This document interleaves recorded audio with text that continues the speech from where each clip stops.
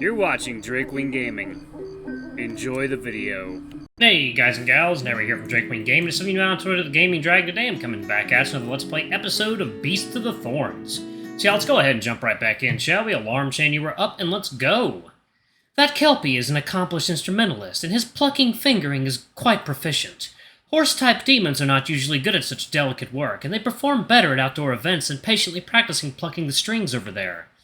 Even if you're not good at it, having a passion is enough. Amor bristles in disbelief. Chris is no worse than the Kelpie. He's quite musical, but he won't end up as a troubadour. How do you know that? So tell me, where did your dream of being a space colonization station engineer end up? I'm a little unhappy to be asked that question. How come I don't remember telling you about this dream? You don't remember? Amor's eyes drifted into the distance, where the weather was clear and the white clouds remained. I'm ashamed to say that I don't have any dreams compared to you two. I just know how to put money in the right place and then it multiplies. Maybe this kind of acumen can be called a talent, but it's an uninteresting and unproductive talent. After all, investing in finance doesn't produce, and it doesn't create. It was fun at first, and I felt a sense of accomplishment watching the numbers in my bank account grow, but that's about it. I don't have a love for investing, and that's why I've been able to accumulate so much wealth. Because without love, I ruthlessly cut off investment projects without benefits. As long as there's no fat to trim, I'll walk away decisively, even if I know behind each investment project lies someone else's entrepreneurial dream, even if I know that selling off stocks in bulk could lead to the collapse of a company. So, I would venture to assert that Chris could not succeed on the path of the minstrel because once he started, he would not let go. He would keep going even when he knew he would fail.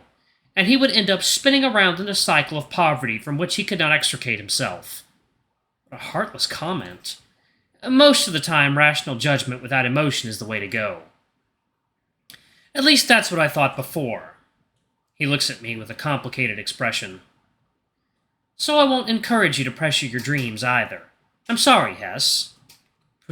Pressure you to pursue your dreams either, okay. The thought of your dreams being above the stars, thousands of kilometers away from me, makes me sad beyond belief. Wouldn't it be nice if you could come with me too? I'm sure you'd have a good chance of being a civil engineer on a space station. Me? No way. Our home is here, and the outer realm must be our resting place. We've wandered so long. This must be our stop. I fell into silence. After a while, I managed to brush him off with a cheerful tone. Don't worry, space colony engineer is not for a man of my caliber. My material mechanics are in jeopardy, so how can I go on to a high-end engineering career? Dreams, after all, are just dreams. And I'm a demon, and demons can't go into space. Amor frowned as if he had bit into something bitter, swallowing or spitting. The human government strictly forbids magical creatures to participate in the development of classified technology, and naturally the field of aerospace technology is also forbidden. For the moment I was discovered to be a demon, my dreams were doomed to be unrealized. I don't mind so much. After all, everyone has dreams when they're young, but as time passes, they learn to compromise with reality. Amor was much more distressed than I was by the fact that my dreams were shattered. But even though it was painful, he didn't give me false hope. I sighed inwardly, though in a different way from Chris. Amor was overprotective of me. All of a sudden, my attention was diverted, and I felt a wave of unfriendly sight. I followed the source of my vision and realized that the two news vans were parked in front of an imposing red brick building. It was the news agency people. There was a police car next to them, so it looked like the news agency people had gotten a whiff of some case and were grabbing the first news. But the people from the news agency just hovered outside the building and did nothing further. Kyo, who interviewed me yesterday, is standing next to the car, staring at me with resentment. She's the source of the unfriendly stare, and the hate is just unbelievable. Then a couple of Wolfhound officers came out of the house, realized there was a crowd of uninvolved people, and disgruntledly drove the newsroom students away. So Kyo had to gather up the equipment she had on hand and direct a couple of the students to open up the car and move the stuff back into the car. Again, we've already seen the police twice in the first few days we've been here, and that's not a good sign. The building is wired with a yellow lockdown, and no one is allowed in or out, so I don't know what's going on. I just saw the students in the news club staring at me. The owl from yesterday? Owl Mirror, it's the Owl Mirror beast. Whatever the demon is, she seems to hate you, doesn't she? How did you torture her yesterday? I was the one being tortured, okay? I feel baffled. I don't remember doing anything to make her hate me so much. I should have been polite to her. I scratched my head. It's more scary than anything to not remember how you offended someone. You can't walk down the street without getting stabbed in the back one day. The news crew drove off in their van after the police forced them to leave, and as the car passed us, we could faintly hear the noise of Kyo angrily taking it out on her classmates. Looks like there's something real going on here. We should leave and not get in the way of the police. This is unusual. After thinking for a while, I finally figured out what was wrong. The people from the news agency are coming too fast. Even if it's some big case, the student's supposed to be the slowest to get the information.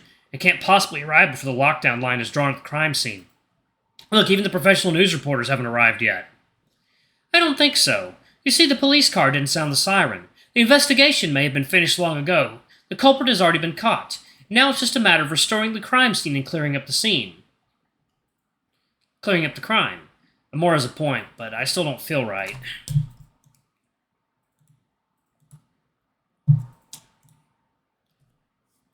Probably just another burglary, right? I shrugged helplessly. If that's the case, the security in the outskirts has deteriorated recently. When I was in the human community, I heard that the low crime rate in the outskirts was once questioned by the Parliament, asking why humans performed worse than monsters, but now it seems that's not the case. Although I'm just a new monster and don't know much about the actual situation in the outskirts, I have no say in the crime rate here. But as a student, I still have the right to protest to the school about poor campus security management. Just as I began to contemplate how to appeal to the school, I noticed another gaze observing me, which made me even more uncomfortable. As if I were back in the human community being reported as a monster, with everyone staring at me as if I were a freak. I couldn't help but turn my head to look, and in the distance I vaguely heard a gasp coming from the bushes. A familiar face seemed to be hiding in the bushes, afraid of being discovered by me, but because the shadows were too dark I couldn't make out who it was. After being discovered by me, the eavesdropper hurriedly left, leaving behind only the rustling of leaves and branches. Hold on! Amor reached out and pulled me back. Don't chase him, he hasn't done anything. You can't do anything to him even if you catch him. It's a waste of effort. He's obviously stalking me. Leave it to me. It's important to mind your own business. All right. I don't know why I cared so much about it, but I took Amor's advice and lifted off. You should change your habit of diving into trouble. We're already swamped with our own problems. We don't have time to stir up more trouble. I'm just a little concerned about who the hell is staring at me with such piercing eyes. Amor sighed exaggeratedly and shook his head miserably, as if I were hopelessly ill. I gave him a blank look. I don't want to waste any more time with Amor, since being exiled to the Outlands, his daily exhortations have risen to the level of a somewhat urgent stare-down. But thinking about how we were surrounded by Vyrkolakas' men yesterday, he does have some reason for concern. I know I'm in the middle of a lot of trouble, with Ostrom trying to use Chris to carry out some of their plans, and the Vyrkolakas trying to bring me in to boost their voice and their morale, and both of them eyeing us out-of-towners with bad intentions. But that doesn't mean I shouldn't do anything. Just because I'm in the middle of a complicated conspiracy, I should try to take the lead and not be passive. And yet Amor always looks like he's unimpressed with my efforts, or struggles. He thinks the problem we're facing is just a little cultural maladjustment, nothing major. And as long as we can finally produce something resembling a hunt in the next 2 years and turn a few referrals, we're well on our way to a bright future, so to speak. As for the wild hunt or Vyrkolakas' conspiratorial overtures, he doesn't care, just keeps his distance. But my intuitive alarm bells are ringing. There's something wrong. We've been delayed quite a bit. We need to pick up the pace to get to our destination. Although Professor Diego has carefully organized our classes so that my college life will not be dominated by extra credit classes, I'm afraid the person I want to visit is not so free, even if he is my only hope. Lucas Sr., my last piece of driftwood. Taking y'all, water time. Alright, guys and gals, and we are back. Let's jump back into it, shall we? Okay. Yes, it wasn't until the plaza of the administration building that I realized the reason for my nagging doubts.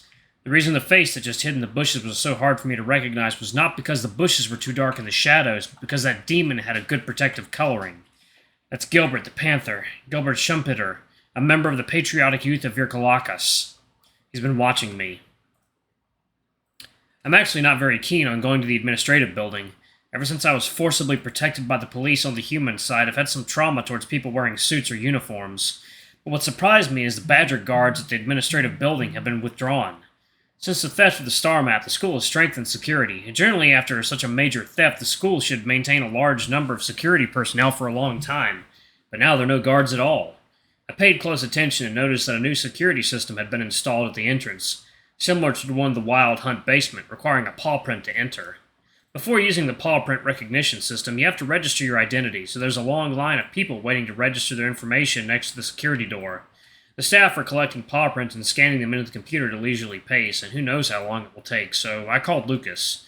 When the call connected, I heard Lucas's very formal greeting. However, when he recognized my voice, he paused. Hess, why are you calling? Wrong voice. Hess, why are you calling? Diego gave it to me. I don't know your private number yet. I see. Right now the gate is being manned, and you have to queue to get in. You go around to the back of the building, and there's a stainless steel door. That's where the goods go in and out. I'll wait for you there. So we walked a little further and turned the corner to see Lucas waiting for us at the door. When Lucas saw that Amor was still there, he stared for a moment, but then took out his wallet and handed Amor 2 bills. Please run to Van Damien. I haven't had their cinnamon caramel coffee in 2 days. Buy 2. The other one's on you. Amor looked like he was going to say no, but I gestured vigorously to send him on his way. We gestured silently in sign language we could understand, but I guess I was the stronger, and Amor's ears drooped and he compromised. He was a bit reluctant. The understanding is great, isn't it? I'm sorry, Lucas muttered to himself. He swiped his card to open the security door. This door is even more heavily secured than the front door. It turns out that it's not only a cargo aisle, but also leads to the warehouse, where medical research supplies are stacked. And Lucas leads me to the elevator, which leads all the way to the top floor. The top floor is silent. I thought Professor Malachite would be cranky for days after the theft of the charts, but there's an unusual atmosphere throughout the floor. There's something wrong with the atmosphere. Lucas seemed distracted and pensive as he walked into the pantry and went about his business. I couldn't make heads or tails of it, so I followed him in. Can I help you with something? Sorry, I got carried away. Please help me get 10 glasses from the cabinet below. I followed his instructions and opened the cabinet, revealing a row of beautiful whiskey glasses. I brought them to the counter. Lucas opened the upper cabinet, revealing rows of whiskey bottles. He struggled to remember which one to take. Does the professor have a guest? Why? Why do you ask that? I picked up a glass and shook it, posing for a drink. Well, a very reasonable presumption, but no. Lucas sighed. Do you know about the fiery meteor from the day before yesterday? You mean the professor? So you know. I've heard that it's just Professor Malachite's real body, and you said it was some kind of fire from the River of Sorrows. That's dramatic. Alright, y'all, I'm going to go ahead and pause it right there. Thank you all so much for watching. Don't forget to like, comment, subscribe, ring that notification bell. I love you all, and I'll see you all in the next video. Bye-bye!